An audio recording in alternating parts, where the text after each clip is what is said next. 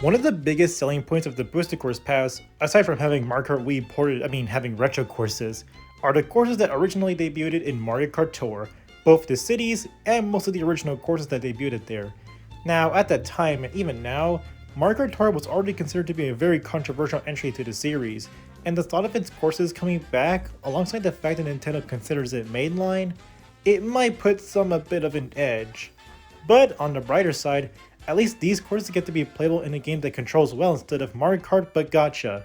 Cut to now. We see many of the original courses praised and liked, Ninja Hideaway, Squeaky Clean Sprint, and especially Yoshi's Island. These ones quickly became fan favorites, even if some debuted long before the Boosted Course Pass existed. But how did the city tracks fare?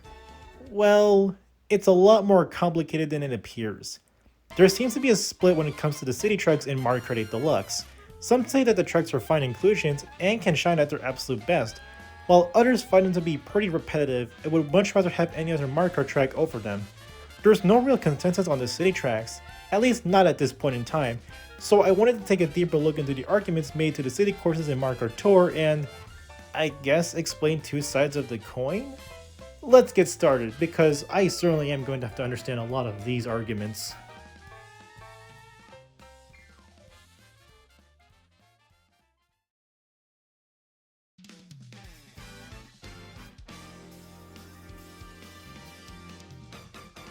The first point that we'll be covering in this video is how the tracks translate into Mario Kart 8 Deluxe, as it seems like one of the most focal points in the debate. Now, Mario Kart Tour city tracks are split into 3 variants, each one having a different route to take, so translating all of that into a console entry would be very tricky. Nintendo's solution to this problem was apparent from the very start of the DLC. Instead of picking each individual variant, all 3 of them would be combined into one. Not only that, but Nintendo also introduced a new mechanic that would accompany the city tracks in a very unique way, being that for every lap you complete, a new route appears for you to take. When this was first shown off, it was pretty impressive and a great way of translating all the variants into a console Mario Kart game without having the need to pick something like Tokyo Blur 2 over Tokyo Blur 1. It even carries over to other tracks outside of the bustling scene, with notable tracks like Calamari Desert and Peach Gardens doing the same as well. Despite that though, there's clearly some problems with the mechanic that doesn't make it flawless. For one, despite the giant red arrow signs being littered across the track, which feels extremely out of place, there's no real sense of where to go for anyone not familiar with Tour's courses. This especially becomes apparent in later courses, where it seems to be very overwhelming at a glance. It doesn't help that the minimap itself is less reliable. It of course shows every route that appeared in Tour, but it just looks complicated and messy to look at. It especially looks worse on courses like London Loop and Rome Avanti. Personally, I feel like this could have been resolved by just having you outline the course route that you're taking right now. The second may not seem important, but I feel like it's worth bringing up to discuss. Nintendo's routing decisions are mixed. Sometimes it flows well and can make for a memorable experience. There's a reason why Sydney Sprint is often considered to be one of the best city tracks in the game. But oftentimes, the layout Nintendo decides ranges from simple to underwhelming. I mean, would you really end up a Los Angeles track with a view of the Inglewood oil field? Nintendo seems to think so. Also, some of the tracks just suddenly randomly loses their obstacles from the original. Like, I assure you that if Bangkok Rush still has the Tuk-Tuks and the Inky Piranha plans, the reception for the 8 Deluxe version might have been different. I mean, who knows for sure. And there are a few moments on specific tracks that makes me wonder, why? Things like taking an unnecessary detour in London Loop's lap 3 and taking 2 exits on Rogers Stadium and Vancouver Velocity certainly comes to mind. I can't blame Nintendo for forcing players to take that path on London Loop's end, since it is part of its third variant. That doesn't mean I like it, because it just looks very clunky, but Vancouver Velocity is just polarizing. Wouldn't it make sense for the first exit to be a shortcut with heavy off-road? It just makes for a disorienting first playthrough, which contributes more to the routing problems that these tracks possess. I do want to make one more point before we finish up this section, and that's the direction these city courses take. The way these play out, it seems more like a tourist guide than a Mario Kart track. Like, yeah, you can see the Eiffel Tower and Times Square, and sometimes the tracks incorporates these locations as part of the track, such as the Suspension Bridge, Santiago Bernabeu Stadium, and the Berlin Wall. Wait, what? But the trade-off for that is straightaways and road, making for a pretty boring experience to some. I may not feel that way, but others certainly do. While some city tracks can be handled well, others are treated way differently that ultimately makes for a pretty inconsistent experience. And even though gameplay is an important factor, how a track looks is also just as important. We've seen the visuals and quality of the tracks improve over the DLC, and yet the same cannot be said for most of, if not all of the city tracks.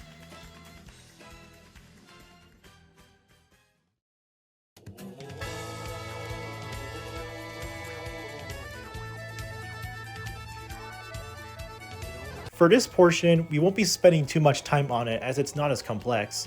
Even after Wave 1, the city courses don't have the best visuals when it comes to the presentation of it and the other Mario Kart courses, and this is something that I bet both sides could agree on. The buildings themselves don't look textured, there are several instances of low poly trees and plants, the audience themselves are too close for anyone to tell that these are just 2D flat sprites, the list goes on and on. Night-themed courses do get a better reception compared to the daytime ones, but even still, you can tell how untextured and low poly everything feels. As an example, despite being one of the most highly praised city tracks, the one flaw that Ascen's Dash has is its visuals. From the trees being lower quality to the suburban area and city in the background looking straight up untextured, like, it's kind of hard to ignore that. To be fair, all of these do come from a mobile game, which isn't extremely surprising to see, but even still, I feel like these could have been touched up to make it a little more smoother? I don't know. Aside from the consistently lackluster visuals, another argument that I've heard is that all of the city tracks feel similar to one another. To be completely fair, I can see where they're coming from. Given that Mario Kart Tour's main focus is the tracks based on real-life locations, it's not surprising they said that they all take place in, well, cities. I mean, for the most part, Ascen's Dash is clearly an outlier. And since most of it consists of road, parks, buildings, and notable landmarks, I can easily see someone getting tired of it eventually. But the notion that they all visually look the same is something that I don't get, as other than the one track that focuses outside of the city life, some of the tracks have its own distinct look and feel to them, sometimes taking you outside and exploring a bit of that portion. Amsterdam Drift and Vancouver Velocity especially comes to mind with that. In any regard, the visuals themselves are really not worth saying since it's pretty clear that they're consistent with each other, but the whole city tracks are too similar statement are a whole different story that has its points, but some of them are ones that I simply couldn't see. But once again, it can apply to someone else, so their take is completely different than mine.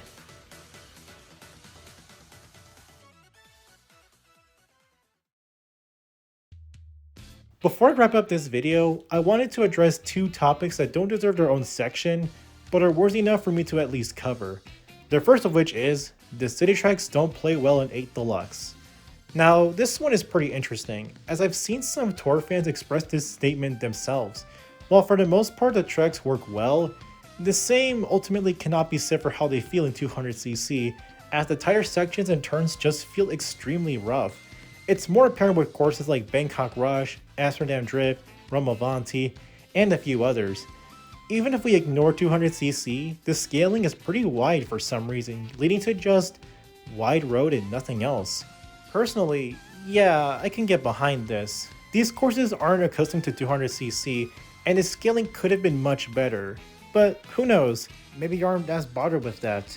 I mean, to be fair, the same can also apply to the original tracks, but like, they're not really the focus, so let's move on to the second point. The city tracks wasted slots for other Mario Kart courses. Now, unlike the previous discussion, I can also see where they're coming from with this. Other than Mario Kart Wii with its 8 tracks, Mario Kart Tour has by far the most amount of representation across the course selection, having a whopping set of 20 tracks, 14 of them being city-based. Now, as I said early on, the original tracks from Tour are generally received pretty well, so they're not the main focus.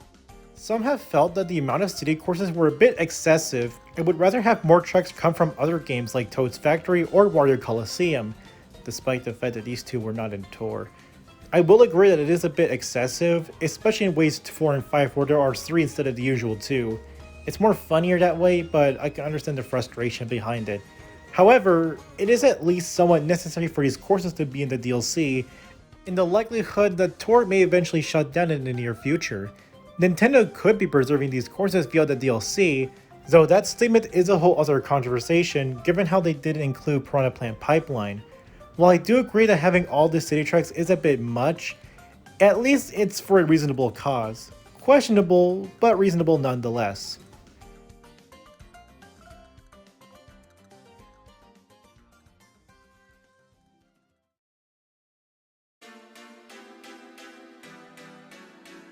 As you can see from the points I've discussed, the general consensus on the city courses are usually mixed and aren't consistent. There are some that like the city tracks inclusion, how they're executed, and how these serve as preservation for content that might not live to see the future once its home gets shut down. But there are also others that are bothered by it, finding their inclusion to be annoying at most, and would rather see proper Mario Kart tracks over ones based on real cities. To be completely fair though, some city tracks do get their chances to shine with tracks like Athens Dash, Sydney Sprint, Vancouver Velocity, and especially Singapore Speedway, which seems to be the fan favorite amongst all of these. Still, it should have been at least expected for this to happen considering that all of this content comes from Mario Kart Tour. If you want my take on the city courses personally, well, if my Booster Course Pass reviews and this video has anything to go by, I really like their inclusions. But I can understand others not liking these too much. I know some of my closest friends feel this way, especially for the most recent playthrough where they just don't really jive with these courses a lot.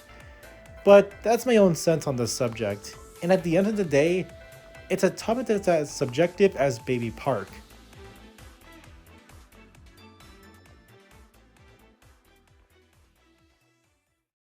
But with all that being said, that brings us to the end of this discussion.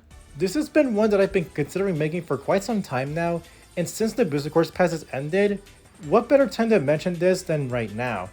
Of course, I do want to continue to make more videos based on the city tracks, namely the representation of them, but who knows if I'll ever get around to making that video. But in any regard, I wanted to ask, what is your view on the city tracks? Do you like their inclusions or not?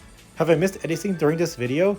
Let me know down in the comments below, consider joining my Discord if you're interested, and as always, remember that Stu cares about you.